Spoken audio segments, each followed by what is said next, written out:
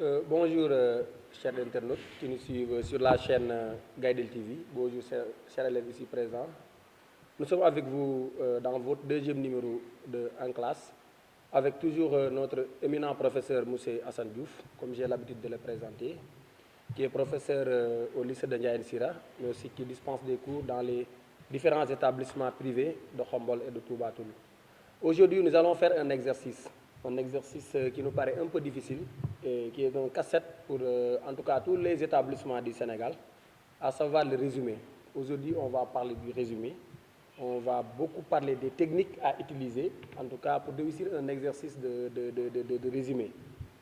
Parce que, M. Diouf, aujourd'hui, on veut vraiment que vous nous expliquiez, en tout cas, si je peux appeler les chemins ou les clés à emprunter pour en tout cas faire un beau résumé. Parce qu'on voit que la majeure partie des élèves de la seconde à la terminale ont d'énormes difficultés pour faire le résumé. Donc, chers internautes, nous allons vous faire aujourd'hui un exercice qui porte exclusivement sur le résumé. Donc, en tout cas, sans plus tarder, on va donner la parole à notre éminent professeur, M. Hassan Diouf, pour qu'il nous, en tout cas, dise qu'est-ce que le résumé. Aussi, les élèves ici présents, à chaque fois que vous avez des incompréhensions ou vous ne comprenez pas, vous pouvez l'interpeller à n'importe quel instant et poser vos questions. Et il est là pour ça. Donc, merci, chers internautes. Je vais passer la parole à M. Hassan Diouf. Merci beaucoup, M. Hassan Diouf, mon homonyme. Bonjour, chers internautes. Bonjour, chers élèves. Bonjour, chers camarades. Bonjour. Bon, aujourd'hui, nous allons, comme nous avions l'habitude de le faire, la fois dernière, nous avions un tout petit peu parlé de la négritude. Aujourd'hui, nous allons essayer de parler sur le résumé, comme le modérateur l'a dit, qui est tout simplement une épreuve pas tout à fait difficile, mais un peu complexe, qui demande beaucoup de préparation pour pouvoir tout simplement le réussir. Bon, sans plus tarder, nous allons directement essayer de parler des paramètres généraux du résumé. Donc, avant de faire quoi que ce soit, il faut d'abord que vous compreniez que le résumé ne se fait pas de façon subite. Il faut des préparations à l'avance, il faut tout simplement se préparer parce que tout simplement c'est une question de langue, c'est une question de compréhension parce que résumer un texte, c'est d'abord le comprendre. Si on ne comprend pas le texte, on ne pourra pas faire un bon résumé. C'est pourquoi il faut prendre le temps nécessaire pour essayer de comprendre d'abord le texte, pour essayer tout simplement de faire un bon résumé. Maintenant, faire le résumé, c'est d'abord lire le texte. Il faut toujours commencer par la lecture du texte. Et la lecture du texte, nous allons essayer maintenant de faire deux types de lecture. Il y a ce qu'on appelle une lecture compréhension et une lecture construction de sens. Il faut bien noter cela. Une lecture compréhension et une lecture construction de sens. La lecture compréhension permet tout simplement de s'imprégner du texte.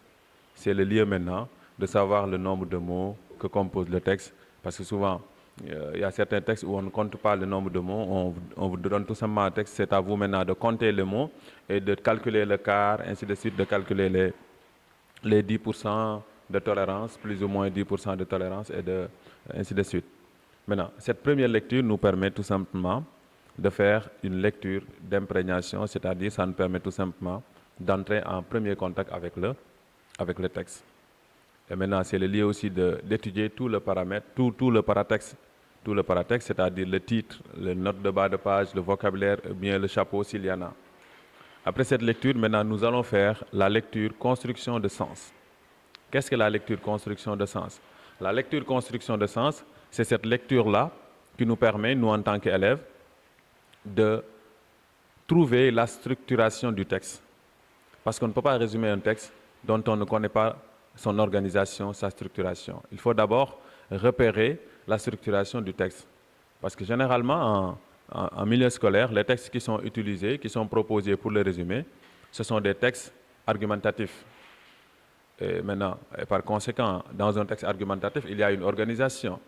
Et maintenant, il faut essayer, par cette lecture construction de sens, de trouver l'organisation du texte. Comment le texte est-il organisé? Parce qu'il y a différentes façons de mener une argumentation. L'auteur peut utiliser tout simplement deux thèses dans son texte. Il peut utiliser une thèse défendue et une thèse rejetée. Dans ce type de texte, il faut essayer maintenant de trouver le lieu à partir duquel cette rupture, ce changement de thèse se fait sentir. Et maintenant, ce sont ces deux thèses-là qui vont tout simplement assurer la charpente de notre résumé. L'auteur aussi peut choisir de faire une thèse tout simplement défendue. Il présente une seule thèse défendue. Là aussi, il faut essayer maintenant de voir dans le texte, d'éclater la thèse défendue pour essayer d'identifier les idées essentielles qui la composent. Et vous focalisez sur ces idées essentielles-là pour faire votre résumé. L'auteur aussi peut faire tout simplement présenter une thèse rejetée. Par exemple, il nous parle des inconvénients de la télévision. Donc ici, dans cette thèse rejetée, il faut essayer aussi, par la lecture construction de sens, de trouver tout simplement les idées essentielles qui composent cette thèse rejetée. Voici maintenant les différents peut-être schémas argumentatifs qu'on peut trouver. Je ne parle pas de type d'argumentation, je parle tout simplement de schéma d'argumentation. Maintenant, après après avoir identifié l'organisation de ce texte, il faut d'abord essayer aussi de voir, essayer encore de voir comment cette organisation, n'est-ce pas, se présente dans le texte. Maintenant, une fois que ceci est fait, nous allons essayer maintenant de faire maintenant le résumé. Nous allons essayer maintenant de tout simplement attaquer le texte. Cette lecture-compréhension nous mène tout simplement à l'analyse du texte. Et souvent, je donne une méthode tout simplement très simple à mes élèves. Je dis, pour réussir le résumé, il faut essayer maintenant de appliquer ce qu'on appelle la méthode Layer. La méthode Layer. Je dis souvent à mes élèves, il faut utiliser la méthode Layer. C'est tout simplement cette méthode-là qui nous permet tout simplement de faire un bon résumé. La méthode Layer. Qu'est-ce que la méthode Layer? Ici, j'ai commencé par vous dire lecture avec S. Une lecture compréhension et une lecture construction de sens. Maintenant, après cette lecture, nous avons A qui signifie tout simplement analyse. Maintenant, nous allons analyser le texte pour essayer de décortiquer son organisation. Après maintenant analyse, nous avons élimination. Parce qu'il y a certains passages qu'on doit éliminer. Maintenant, après cette élimination, il y a rédaction. Voici les étapes maintenant qu'il faut essayer maintenant de voir au niveau du résumé. Maintenant, après, j'ai parlé des lectures, des différentes lectures, la lecture compréhension et la lecture construction de sens. Maintenant, après cette lecture, nous allons attaquer tout simplement l'analyse. Nous allons analyser le texte. Comment faut-il analyser le texte? Nous allons essayer maintenant de prendre notre crayon et essayer maintenant de voir comment le texte s'organise. Comment l'idée défendue, comment la thèse défendue, comment les thèses rejetées s'organisent au sein du texte. Nous allons analyser, nous allons prendre le crayon et essayer tout simplement de salir le texte. Je dis souvent qu'un texte à résumer doit être sali parce qu'on doit diagnostiquer le texte. C'est comme si le texte était malade. On doit essayer maintenant de chercher ces différentes composantes pour essayer tout simplement de comprendre ce texte. Et maintenant, cette analyse nous permet tout simplement d'identifier, comme je l'ai dit tout à l'heure, combien de thèses comporte le texte. Est-ce que c'est deux thèses? Est-ce que c'est une thèse? N'est-ce pas? Combien d'idées essentielles, combien d'arguments, combien d'exemples compose le texte? Parce qu'ici, il y a différentes façons d'organiser le texte. Il y a ce qu'on appelle l'auteur peut tout simplement essayer de donner idées essentielles, arguments et des exemples. Dans le schéma argumentatif, idées essentielles, arguments, exemples. C'est le schéma le plus fréquent dans les textes qu'on vous propose pour le résumé. Ce sont les textes, ce sont le schéma qui est le plus fréquent. Idées essentielles, arguments, exemples. Là aussi, il faut essayer maintenant, à partir de cette analyse, d'identifier ces différents composants. Il faut identifier les idées essentielles, il faut identifier les arguments, les exemples, il faut identifier les arguments. Parce que dans ce type d'argumentation, l'auteur juge nécessaire, tout simplement suppose que les idées essentielles doivent être soutenues par des arguments et les arguments doivent être étayés par des exemples. Maintenant, le deuxième schéma argumentatif, c'est là où maintenant les exemples sont absents. On donne tout simplement idées essentielles, arguments. Et là, l'auteur juge nécessaire que ces arguments sont suffisamment pertinents pour apporter, je ne sais pas, tout simplement pour montrer le bien fondé de l'idée essentielle. Et là, les exemples ne seront pas présents dans ce texte. Là aussi, il faut essayer de faire l'analyse pour repérer le texte, ce schéma argumentatif. Maintenant, le dernier schéma argumentatif, c'est tout simplement idée essentielle, exemple. L'auteur maintenant ne met pas les arguments parce qu'il pense que son idée essentielle est très abstraite. Et les arguments étant aussi des idées secondaires, sont par conséquent aussi abstraits. Donc qu'est-ce qu'il va faire? Il va aller directement aux exemples qui donnent tout simplement du poids, qui permettent tout simplement de montrer le bien fondé du texte au lieu d'alourdir tout simplement le texte. C'est ça maintenant, ce sont ces trois types de schémas argumentatifs qu'il faut repérer pour essayer tout simplement d'aller maintenant à ce qu'on appelle l'élimination. Maintenant ici, au niveau de l'élimination, c'est l'étape focale, je peux le dire ainsi, c'est l'étape focale parce que c'est là où on doit maintenant montrer ce qu'on doit retenir et ce qu'on doit supprimer. Ici maintenant, au niveau de l'élimination, nous avions déjà fait une analyse du texte. Nous avions maintenant commencé à faire ce qu'on appelle, nous avons retrouvé l'organisation, la structuration du texte. Maintenant, ce qu'il reste, c'est quoi? C'est l'élimination. Si nous avons le schéma 1, par exemple, les idées essentielles, arguments et exemples. Ici, nous allons supprimer tous les exemples. Tous les exemples seront supprimés parce que les exemples ne sont pas la bienvenue dans le résumé. Nous allons supprimer tous les exemples. Nous allons essayer aussi de supprimer certaines épithètes. Ça, je vous renvoie au CM grammaire, n'est-ce pas? Certaines épithètes, je ne sais pas si vous avez oublié vos leçons de grammaire, parce que c'est fondamental ici. Nous allons supprimer certaines épithètes, et j'ai bien dit certaines épithètes, parce qu'il y a certaines épithètes qui ne sont pas supprimables. Nous allons supprimer certaines épithètes. Nous allons aussi supprimer certains compléments du nom. Nous allons supprimer certaines propositions subordonnées relatives, parce que vous savez pertinemment qu'il y a deux types de relatives. Il y a ce qu'on appelle la relative déterminative et la relative explicative. La relative déterminative est non supprimable parce qu'elle détermine de façon indispensable la proposition principale. Mais la relative explicative est supprimable. Je vous donne tout simplement deux exemples, n'est-ce pas, qui vous permettent d'identifier cette relative. Par exemple, quand je donne la phrase, le comédien va venir dans les minutes qui viennent. Le comédien va venir dans les minutes qui viennent, par exemple.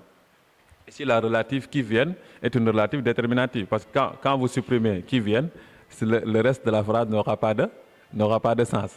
Parce que tout simplement, quand on dit le comédien va venir, et on supprime dans les minutes qui viennent, le comédien va venir dans les minutes, la phrase sera insensée. C'est pourquoi ici, maintenant, cette déterminative ne doit pas être supprimée. Maintenant, par contre, quand on dit le joueur qui commençait à se fatiguer s'arrêta. Le joueur qui commençait à se fatiguer s'arrêta. Par exemple, si nous prenons la relative qui commençait à se fatiguer, c'est une relative explicative. Ça donne la cause, ça donne le motif pour lequel le joueur a commencé à s'arrête, n'est-ce pas? Donc, le joueur qui commençait à se fatiguer s'arrêta. Donc, on peut supprimer cette relative parce que ça donne une explication, n'est-ce pas? Donc ici, on peut dire le joueur s'arrêta. La cause ne nous importe pas.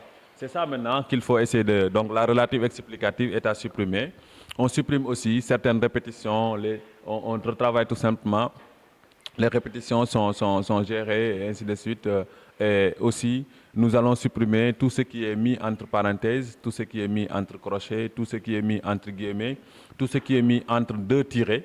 Comme ça, les tirets jouent le rôle de parenthèse. Par exemple, quand vous avez ici, comme ça, on écrit ici, on fait comme ça. Tout cela, c'est l'équivalence d'une parenthèse. Tout ce qui se trouve entre parenthèses, tout ce qui se trouve entre crochets, entre deux tirets, seront supprimés. Maintenant, une fois que ceci fait, nous allons rapidement plonger à ce qu'on appelle la rédaction. La rédaction, maintenant, c'est l'étape peut-être finale, je peux dire tout simplement que c'est l'étape finale du résumé, dans la mesure où je n'ai pas dit résumé, mais j'ai dit Rédaction, parce que vous allez redire, parce que le résumé aussi, c'est un travail personnel et individuel. Donc ici, nous allons attaquer directement ce qu'on appelle la rédaction. Qu'est-ce que la rédaction ici dans le résumé? Dans le résumé, une fois que vous avez supprimé les idées, une fois que vous avez supprimé les exemples, une fois que vous avez supprimé certaines épithètes, certains compléments du nom, tout ce qui est mis entre parenthèses, tout ce qui est mis entre crochets, tout ce qui est mis entre deux tirets, le texte maintenant reste sans organisation. Le texte reste tout simplement de façon désorganisée. Maintenant, c'est à nous maintenant de se focaliser sur le restant du texte pour essayer de rédiger maintenant le résumé. Comment faut-il résumer? C'est là où se pose le problème. C'est là où beaucoup d'élèves ne comprennent pas. Comment faut-il rédiger? Comment faut-il faire la rédaction du résumé? Là maintenant, je vais vous donner des techniques très, très pertinentes. Nous allons procéder par nominalisation. Le résumé se fait par nominalisation. Je ne sais pas si vous savez ce que c'est que nominalisation. Vous le faites en classe de 5e ou bien en classe de 6e. La nominalisation, on vous donne une phrase, on vous demande de réorganiser cette phrase de sorte que la phrase sera composée d'un groupe nominal ou bien d'un nom. C'est ce qu'on appelle maintenant la nominalisation. Donc, une fois que vous avez lu le texte, ce qui reste du texte, vous pouvez forcément faire ce qu'on appelle une nominalisation. Maintenant, après cette nominalisation, nous allons aussi faire ce qu'on appelle une pronominalisation. Il y a certaines phrases qui peuvent être remplacées par un pronom personnel, un L apostrophe, ou bien un le, ou bien un la, ou bien un lui, cela dépend de la fonction de la phrase qui est remplacée. Donc, nominalisation, pronominalisation. Nous allons aussi travailler sur la syntaxe du texte. Parce que souvent, les textes qu'on vous donne sont des textes pédantesques, où l'auteur veut se faire remarquer par tout simplement l'utilisation d'un français un tout petit peu compliqué. Maintenant, nous, en tant qu'élèves, nous allons essayer maintenant de retrouver la syntaxe utilisée par l'auteur du texte pour essayer maintenant de réorganiser la syntaxe. La syntaxe, c'est quoi? C'est la façon de faire les phrases. Donc, nous allons essayer maintenant de réorganiser la phrase. Et réorganiser la phrase, c'est quoi? C'est tout simplement essayer de retrouver la syntaxe normale de la langue française. Parce que la syntaxe normale de la langue française, c'est tout simplement S-V-O. C'est ça la syntaxe normale. Sujet, verbe, objet. Maintenant, l'auteur peut se permettre de commencer par l'objet. Et là, forcément, il sera obligé de donner d'autres indications qui permettent tout simplement de rendre sa phrase correcte ou bien compréhensible. Par exemple, quand je dis « j'ai pris des médicaments », ça c'est la phrase normale, n'est-ce pas? J'ai pris des médicaments, sujet, verbe, objet. Maintenant, je peux, par souci d'être pédant ou bien par souci d'émerveiller mon locuteur, je peux tout simplement dire « des médicaments, virgule, j'en ai pris ». Des médicaments, j'en ai pris et j'ai commencé par l'objet. Et là, maintenant, je complique la phrase et par conséquent, je donne plus de mots aux phrases. Et maintenant, nous, en tant qu'élèves, nous allons essayer maintenant de rectifier, nous allons essayer maintenant de retrouver la syntaxe normale de la phrase française pour essayer tout simplement de gagner un mot. Parce que tout simplement, le résumé, c'est aussi une économie. Ce n'est pas une compression mécanique, mais aussi on va essayer maintenant de faire tout simplement une compression qui sera tout simplement cohérente. Donc, je disais tout à l'heure, j'ai dit nominalisation, j'ai dit pronominalisation, retravailler la syntaxe aussi, mais aussi, ce sont les répétitions. Parce que le texte ne s'adresse pas à une seule personne. Le texte s'adresse à une communauté. Et dans toute communauté, il y a différentes façons de compréhension. Il y a certains qui ont une bonne compréhension, il y a certains qui ont une assez bonne compréhension, il y a certains qui comprennent rarement. Et maintenant, pour essayer de satisfaire tous ces différents types de compréhension, tous ces différents types de compréhension, l'auteur peut essayer tout simplement de faire des répétitions, c'est-à-dire à d'autres termes, ainsi de suite, pour essayer de faire comprendre à ceux qui sont très difficiles à comprendre, ceux qui ont une difficulté à comprendre. Maintenant, nous allons essayer maintenant de voir quelles sont les idées qui sont répétées. Nous allons essayer de repérer les c'est-à-dire, en d'autres termes, n'est-ce pas, pour plus de clarté. Tout cela, ce sont des expressions qui permettent d'identifier les répétitions. Les répétitions, maintenant, on les gère dans le résumé, dans la rédaction. On gère les répétitions. Comment faut-il gérer les répétitions? on trouve que maintenant telle idée a été répétée à travers 2 ou bien 3 phrases. Donc je disais tout à l'heure que maintenant, il faut gérer les répétitions. Et comment faut-il gérer les répétitions? Les répétitions, donc une idée peut être répétée à travers 2 ou bien 3 phrases. Comme nous sommes dans le résumé, nous allons essayer maintenant de voir quelle est la phrase qui comporte moins de mots. Et on garde cette phrase-là et on essaie maintenant de supprimer les autres phrases dans lesquelles l'idée a été répétée. Ça, c'est pour les répétitions. Les énumérations aussi. Parce que l'auteur peut faire des listes, n'est-ce pas, Hassan? Il peut faire des listes, il peut faire tout simplement une énumération, il énumère. Maintenant, les énumérations sont remplacées par ce qu'on appelle des termes englobants, des termes génériques. Par exemple, dans un texte, si on dit « maman a acheté des mangues, des bananes, des pommes, des ainsi de suite », tout cela, ça c'est une énumération. On essaie de remplacer cette énumération par un terme générique, Hassan. Le terme générique, c'est « fruits ». Donc on va dire tout simplement « maman a acheté des fruits ». Dans cette même logique, dans les textes, nous pouvons tout simplement trouver, et ça, je vous renvoie directement à ce qu'on appelle les champs lexicaux. Et maintenant, il faut trouver les champs lexicaux et essayer maintenant de remplacer tout simplement le champ lexical par la notion, par tout simplement le nom auquel il renvoie. C'est ça ce qu'on appelle les énumérations. Maintenant, c'est ça, et une fois que ceci fait, nous allons essayer maintenant de faire une formulation du texte, une formulation personnelle du texte. Parce que le résumé aussi, ce n'est pas tout simplement le fait de compresser le texte en utilisant tous les mots du texte. Nous allons essayer maintenant, autant que ce peut, utiliser notre propre vocabulaire, utiliser notre propre syntaxe pour essayer de faire la rédaction. Donc maintenant, une fois que nous avons pronominalisé, une fois que nous avons nominalisé, une fois que nous avons géré les répétitions, une fois que nous avons tout simplement gérer les répétitions, remplacer les énumérations par les termes génériques. Une fois que nous avons tout simplement retravaillé la syntaxe, maintenant ce qui reste, c'est la lecture. Nous allons lire encore, relire, essayer de voir si le texte résumé est dans la fourchette autorisée par la consigne. Parce que ça aussi, ça fait partie des critères de correction. Le respect de la consigne. Est-ce que la consigne a été respectée? Parce que généralement, on vous dit, résumer ce texte au quart de sa longueur avec une marge de tolérance de plus ou moins 10%. Une fois que le calcul est déjà fait dans le brouillon, nous allons essayer maintenant, après avoir rédigé le texte, nous allons essayer de voir est-ce que le texte respecte la consigne. Nous allons compter le texte de notre résumé pour essayer de s'assurer qu'il est dans la fourchette de la borne inférieure jusqu'à la borne supérieure. Par exemple, si on vous dit, vous résumez ce texte en 150 mots environ. 150 mots, vous calculez les 10% de 150 mots, ça fait 15 mots. Donc vous mettez 150 plus 15, ça fait 165. C'est la borne supérieure. Donc vous ne devez pas dépasser, le résumé ne doit pas dépasser 165 mots. Vous calculez aussi la borne inférieure. Vous dites 150 moins 15, ça fait 135.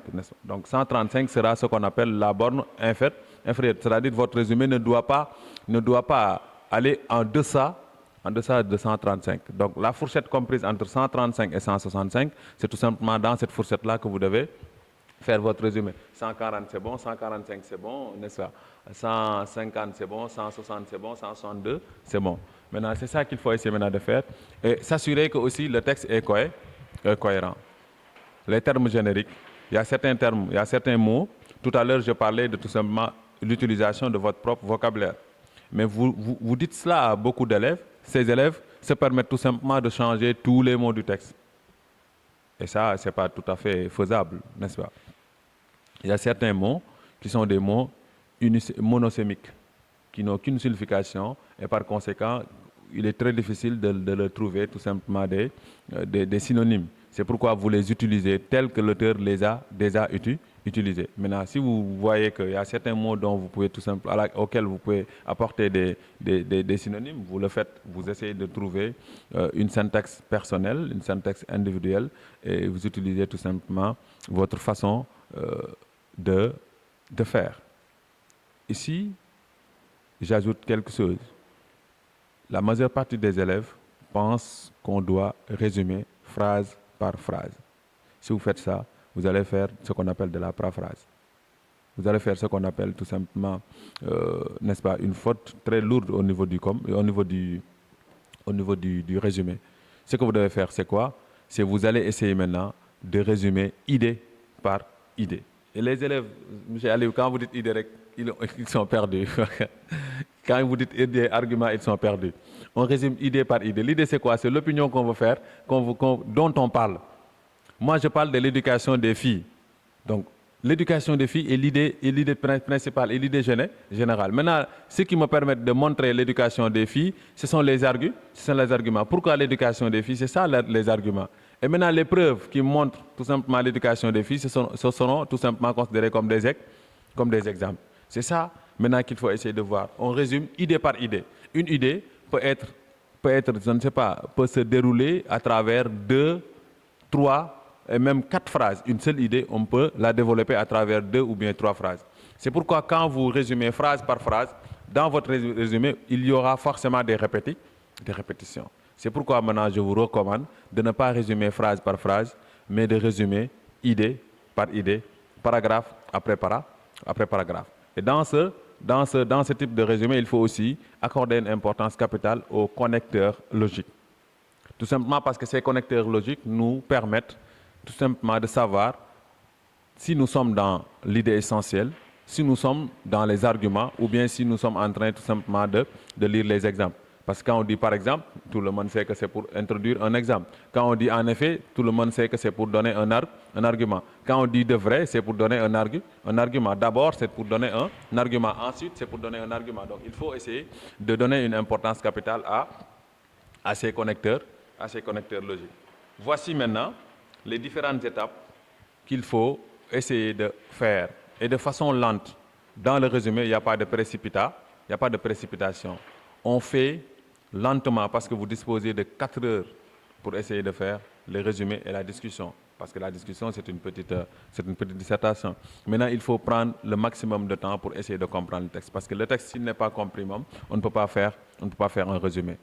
Parce que résumer un texte incompris, c'est tout simplement, je ne sais pas, risqué. C'est très risqué parce qu'on ne peut pas résumer un texte qu'on n'a pas compris. Donc, chers élèves, nous allons tout simplement faire la récapitulation avant de venir montrer pratiquement ce qu'on a expliqué théoriquement. Nous allons essayer maintenant de faire la récapitulation.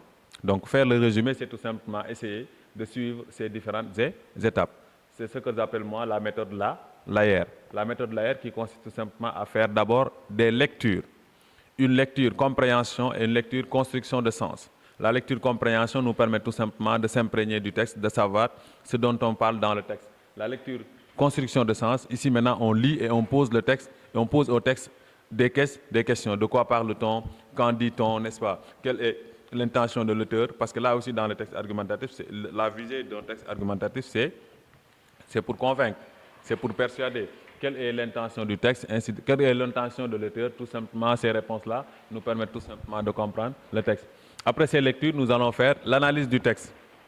Nous allons analyser le texte, nous allons essayer maintenant de repérer l'organisation, le schéma argumentatif du texte. Est-ce qu'on a des idées essentielles, arguments, exemples? Est-ce qu'on a des idées essentielles, arguments tout court? Est-ce que nous avons des idées essentielles, exemples, tout court? Tout cela, il faut l'identifier d'abord.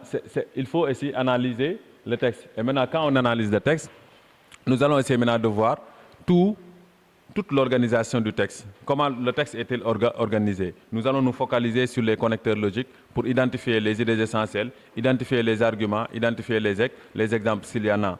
Et maintenant, identifier aussi le type d'argumentation, le schéma argumentatif qui est tout simplement utilisé. Après cette analyse, nous allons faire l'élimination.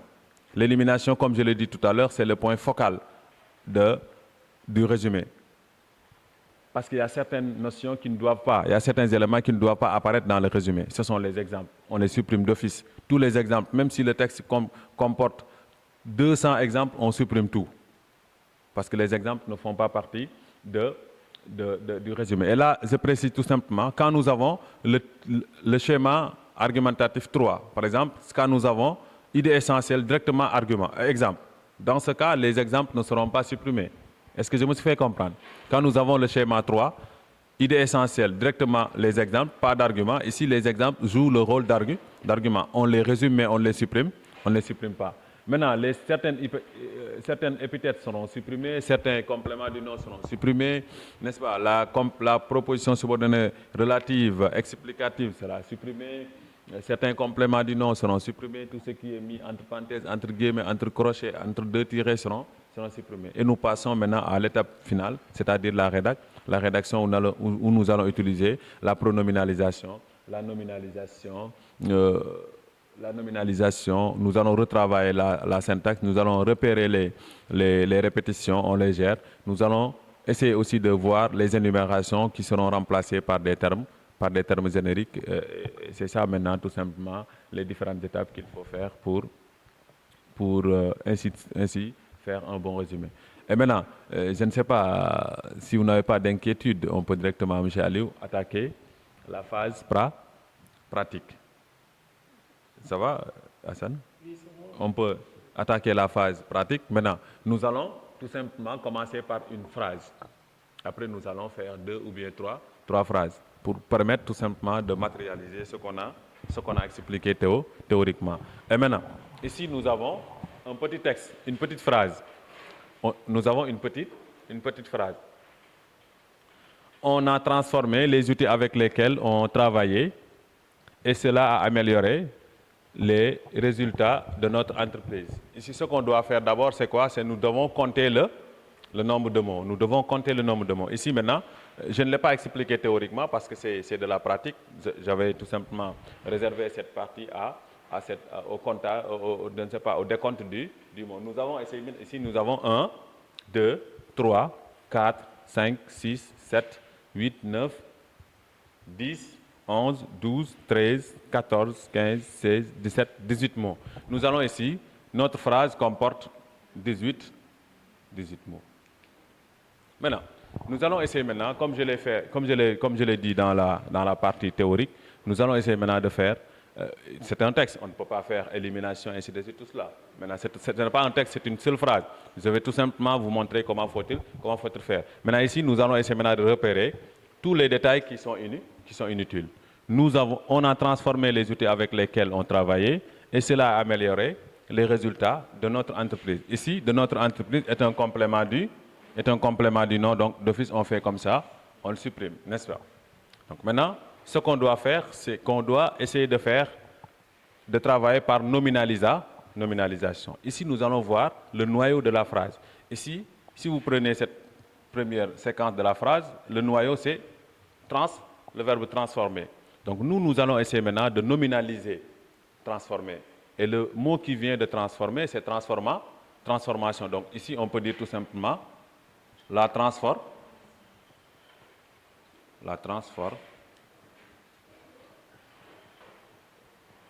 On peut dire la transformation.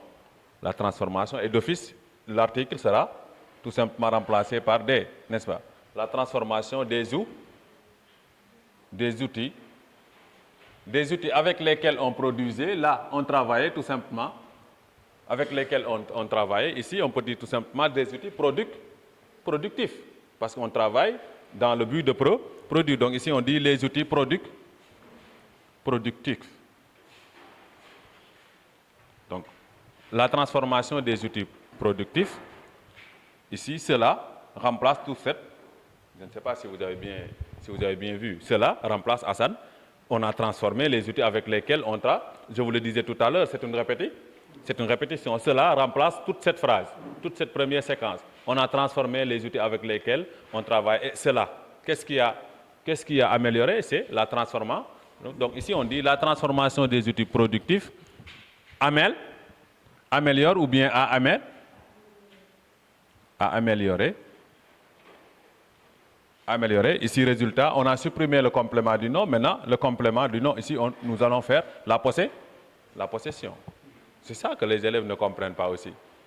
C'est bien bon de supprimer, mais quand vous supprimez, il faut remplacer pour essayer de garder la cohérence du texte et la logique du texte. Là, on a supprimé un complément du nom. Notre entreprise, maintenant, ce complément du nom doit être représenté ici par la possession. Qu'est-ce qu'on fait donc? Ici, on dit la transformation des outils productifs a amélioré nos résultats. Et maintenant, c'est le nom là qui amène tout simplement, qui sous-entend le complément de détermination. Ici, maintenant, on recompte, on fait 1, 2, 3, 4, 5, 6, 7, 8, 9. Donc, nous sommes passés de 18 à 18 à 9. Et j'espère que si vous respectez cette logique-là, j'espère que même si le texte compte 720 mots, vous parvenez à résumer en 180 mots. Maintenant, c'est ça. Pour un premier jet, c'est ce qu'on doit faire. Ça va pour tout le monde? Maintenant, chers élèves, on ne peut pas faire deux choses en même temps. On ne peut pas faire deux choses en même temps. Comme c'est écrit au tableau, et tout ce que je vous demande, c'est une concentration. Ça va? Vous posez les stylos. Après, vous allez prendre cela, n'est-ce pas? Maintenant, ça, c'est pour une phrase. Maintenant, nous allons augmenter la dose. Nous allons augmenter tout simplement les phrases. Ici, j'espère que nous avons trois phrases. Ici, le texte est « Le cèdre a toujours eu une très grande renommée, même dans l'ancien temps. » Point. Première phrase. Les Égyptiens ont utilisé le bois de cet arbre pour fabriquer des sarcophages pour leurs momies. Deuxième phrase. Les Portugais ont aussi utilisé le cèdre pour construire des navires. Ce qu'on doit faire en premier lieu, c'est de compter le nombre de mots. Ici maintenant, on compte, nous avons 1, 2, 3, 4, 5, 6, 7, 8, 9, 10, 11, 12, 13, 14, 15, 16, 17, 18, 19, 20, 21, 22, 23, 24, 25, 26, 23, 34, 35, 36, 37, 38, 39, 40, 41. Nous avons ici 41.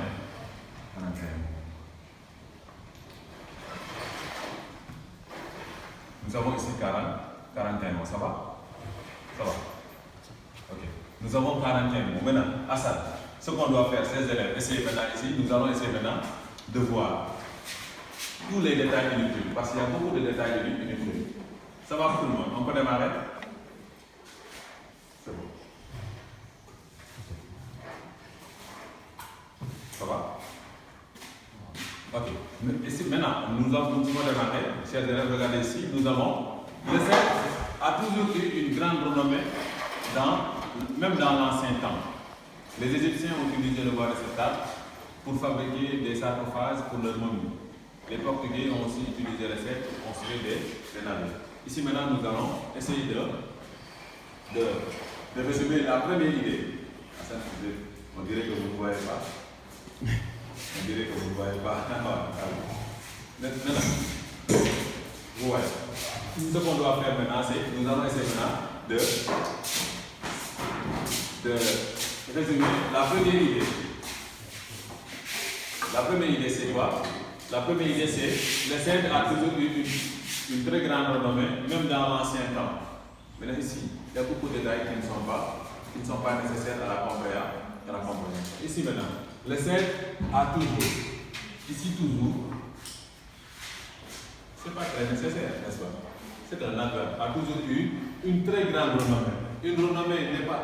Une renommée, c'est une renommée. Très grande, très petite, tout ça, c'est une renommée. Vous supprimez ici. N'est-ce pas? Donc ça reste maintenant, le cèdre a eu une renommée. Quand on est célèbre, Il n'y a pas une grande célébrité, une petite célébrité. Même dans l'ancien temps, on a ici utilisé le passé composé, a eu. Donc ici, même dans l'ancien temps, n'est pas nécessaire, puisque déjà le temps nous montre que c'est déjà passé. Ici, ce qui reste pour la première idée, c'est le cèdre a eu une renommée. C'est pas beaucoup. Nous continuons pour la deuxième idée, ou bien même je dirais le premier argument, pour montrer tout simplement cette renommée du cèdre. Les Égyptiens ont utilisé le bois de cet arbre pour fabriquer des sarcophages pour leurs momies. Ici, maintenant, tout le monde sait que sarcophage, c'est pour les momies. Sarcophage, c'est pas pour manger. Sarcophage, c'est pour les momies. Donc ici, c'est une répétition, c'est une redondance. Donc on peut tout simplement s'arrêter à sarcophage. Les Égyptiens ont utilisé le bois de cet arbre pour fabriquer des sarcophages. Donc on peut supprimer cela. La deuxième idée ou bien le deuxième argument, les Portugais ont aussi utilisé le cèdre pour construire des navires. Là, nous avons tout simplement dans ces deux arguments, nous avons une répétition. Et le trait d'union qui relie ces deux arguments, c'est cette. Ici, parce que arbre remplace cette. Donc ici, nous avons une corrélation entre les deux phrases.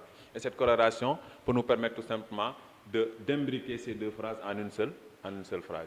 Donc qu'est-ce que nous allons faire? Nous allons directement passer, une fois que l'élimination est faite, nous allons directement passer à ce qu'on appelle le résumé, la rédaction, c'est-à-dire le résumé.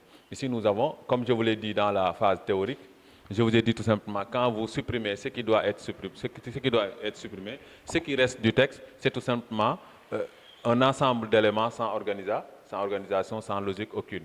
Donc, le 7 a eu une grande renommée. Les Égyptiens ont utilisé le bois de cet arbre pour fabriquer des sarcophages. Les Portugais ont aussi utilisé le cèdre pour construire des navires. Donc ici maintenant, j'utilise ma propre syntaxe pour essayer tout simplement de voir. Est-ce que je peux effacer? Ici maintenant, nous allons essayer maintenant d'utiliser notre propre syntaxe. Et comme je l'ai dit tout à l'heure, ces trois phrases-là sont reliées par le mot cèdre. C'est ce que vous ne voyez pas, Hassan, c'est ce que les élèves ne voient pas. Ils n'ont pas une vision, n'est-ce pas? Ici, la première phrase a le mot cèdre, la deuxième phrase a arbre qui renvoie à cèdre, la troisième phrase aussi a cèdre. Donc nous allons essayer maintenant de résumer. On peut le faire en une seule phrase. Les trois phrases-là peuvent être résumées en une seule phrase. Et là, maintenant, c'est le génie qui va venir. Donc on peut tout simplement dire,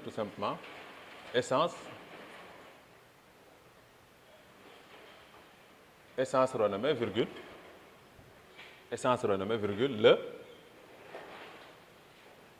le cèdre.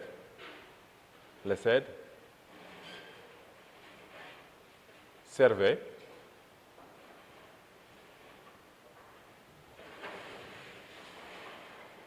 à fabriquer des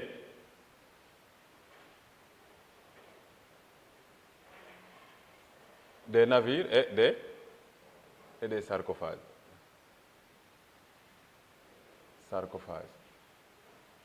Qui les fabriquait, où on les fabriquait, ce n'est pas important.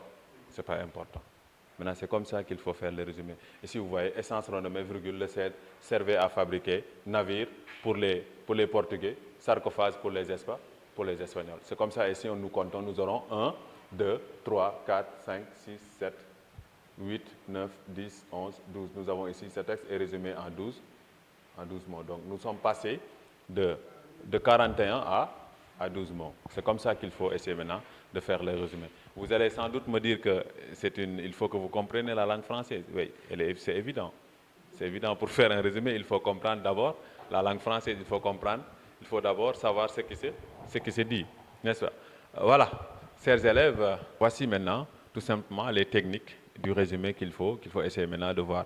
Et maintenant, à la maison, ce que vous devez faire, c'est quoi? C'est essayer tout simplement de s'inspirer de cette méthode-là pour essayer de voir d'autres textes qui sont un peu plus grands pour essayer tout simplement de faire les résumés.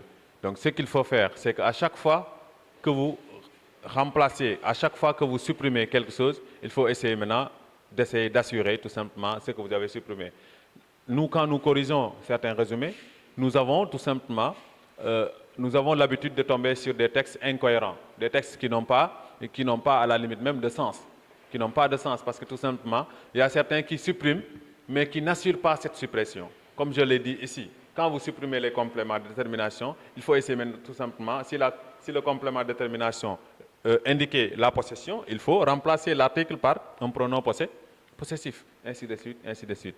Voici, chers élèves, je ne sais pas si ça a été clair ou pas. Voici maintenant, de façon très brève, la technique du résumé. Une technique qui n'est pas très compliquée, mais qui demande juste une patience. Il faut que vous soyez patient. Il faut que aussi vous ayez un tout petit peu une facilité de compréhension d'un texte pour essayer tout simplement de faire des résumés.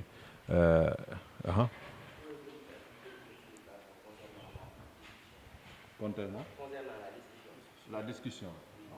Oui, si le réalisateur peut-être. Oui, voilà. Pour la discussion maintenant, je vous renvoie directement à ce qu'on appelle la dissertation orientation dialectique. Parce que la discussion, comme on n'a pas dit dissertation, on a dit discussion, donc Ça a dit long.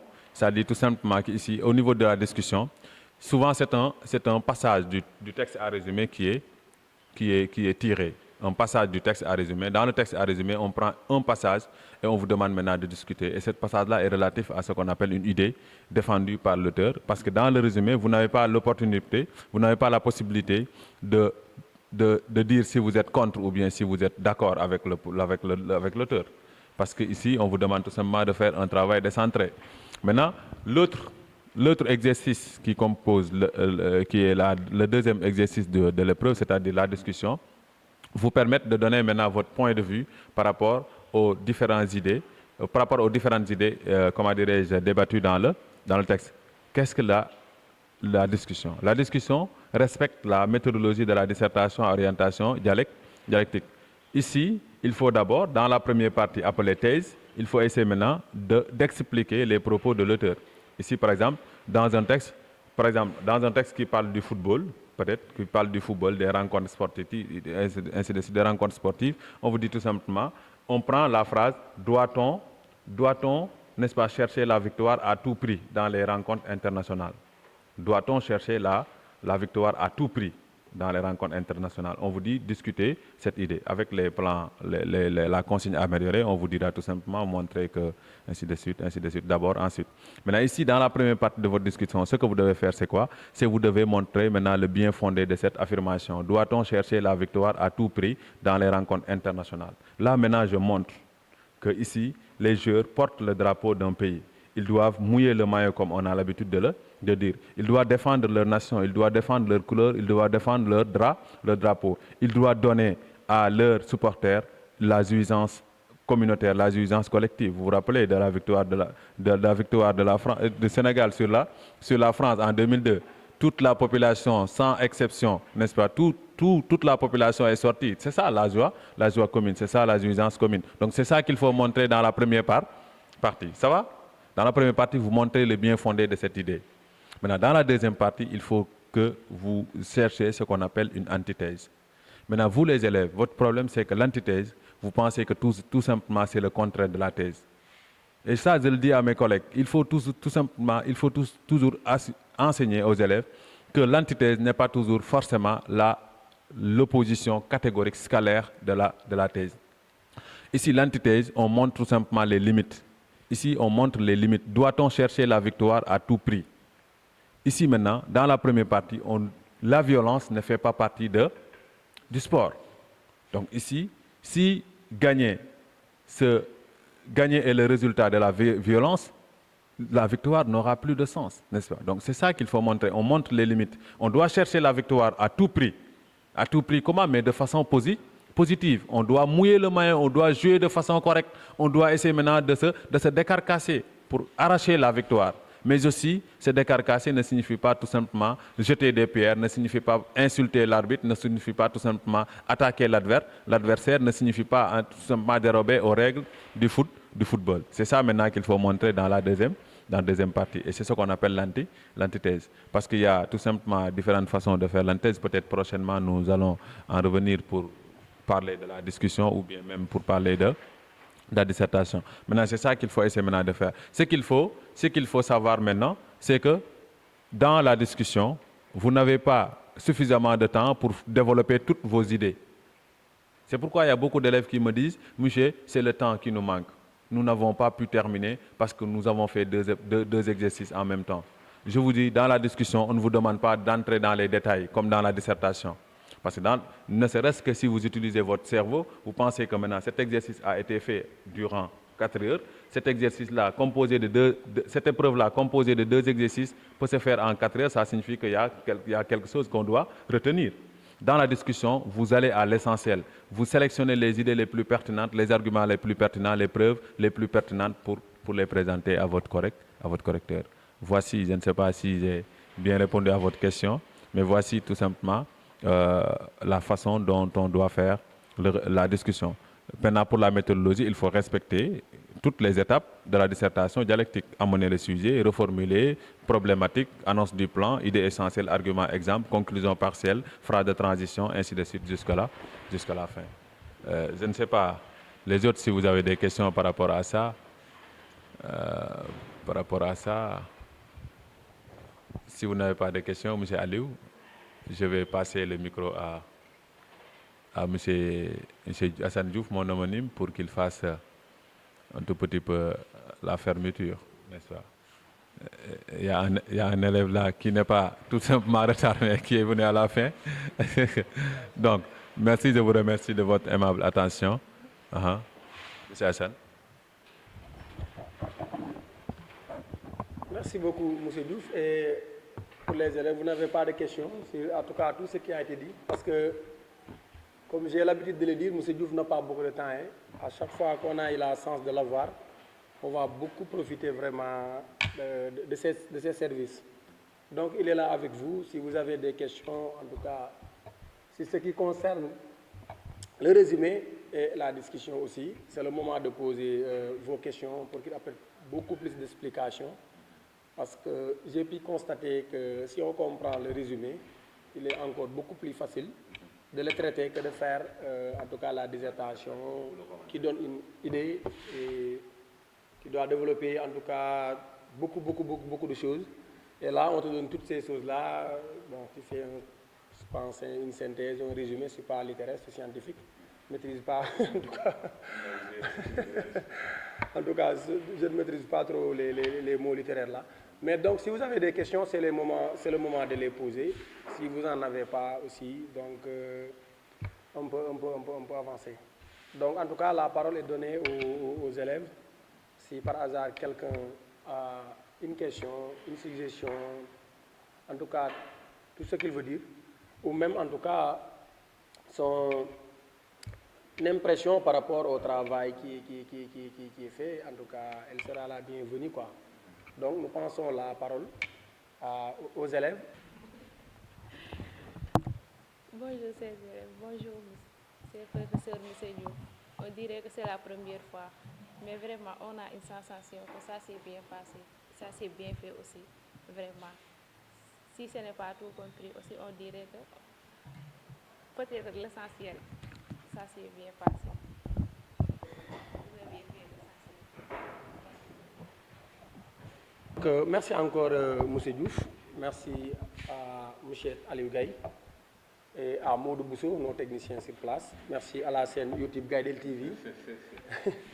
Merci vraiment à tous les participants qui ont pu assister à ce cours, vraiment qui est très intéressant. Donc, merci aussi aux internautes qui nous suivent et qui, pendant l'émission passée, ont donné beaucoup d'impressions, de suggestions, de questions. En tout cas, comme j'ai l'habitude de les dire, les suggestions et les questions seront toujours les bienvenues, parce que ça permettra non seulement à M. Hassan Diouf, qui est un éminent professeur, qu'on ne doute même pas, mais de s'améliorer, mais aussi ça permet de pousser son explication pour que vraiment ce qu'il fait sera en tout cas important et intéressant pour ses interlocuteurs. Donc, sans plus tarder, nous vous donnons rendez-vous, en tout cas prochainement aussi, pour un autre sujet. Et comme j'ai l'habitude de le dire, les exercices littéraires là, ce ne sont pas des exercices qui concernent directement les élèves littéraires. Parce que pour être un bon scientifique, il faut être d'abord un bon littéraire. Moi qui parle avec vous, j'en sais quelque chose. C'est ce que j'ai fait. Mais ça aurait été, en tout cas, le français. J'aurais dû avoir le bac au deuxième tour. Mais avec un 15 en français, coefficient 3, ça fait quelque chose. J'avais complètement passé à côté pour l'épreuve de mathématiques. Donc les élèves qui font en tout cas la série scientifique aussi sont tenus de venir en tout cas faire le cours, assister le cours en tout cas pour continuer. En tout cas, ça va beaucoup contribuer dans la formation parce que même le résumé, comme vous venez de le faire là, peut-être on ne respecte pas certaines règles, mais ça fait dans tout le cycle universitaire. Sur le sujet environnement, on vous donne 10 pages qui sont des idées, ainsi de suite, et on vous donne de synthétiser le texte. En tout cas, au minimum de 30%, parce que là, c'est plus avare, on dit 30%. Donc, si vous ne maîtrisez pas certaines techniques-là, c'est sûr que vous aurez beaucoup de problèmes. Donc, en tout cas, merci tout le monde et n'hésitez pas à chaque fois que vous avez des questions, des incompréhensions, on ne va pas donner le numéro de M. Diouf comme ça, mais vous aurez la chance d'avoir son numéro N'hésitez pas de le contacter à chaque fois que vous avez des blocages, des incompréhensions par rapport au cours. Donc, merci à tout le monde et à bientôt. Merci.